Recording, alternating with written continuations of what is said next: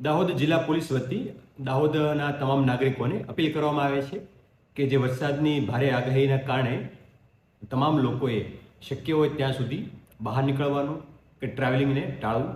આ ઉપરાંત જે નદી નાળા કે નીચાણના વિસ્તાર છે જ્યાં પાણી ભરવાની સંભાવના વધારે છે એવા વિસ્તારમાં બિનજરૂરી પરિવહન કરવું નહીં.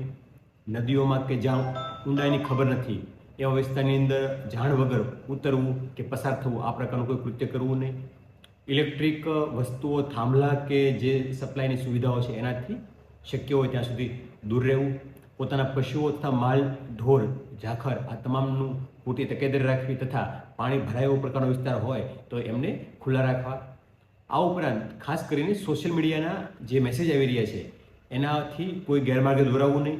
અને જે લોકો આ પ્રકાર મેસેજ કરે છે એમને પણ ચેતવણી આપીએ છીએ કે કોઈ પણ પ્રકારનો અફવા ફેલાવતો મેસેજ ધ્યાનમાં આવશે તો એમના વિરુદ્ધ પણ કાયદેસરની કાર્યવાહી કરવામાં આવશે.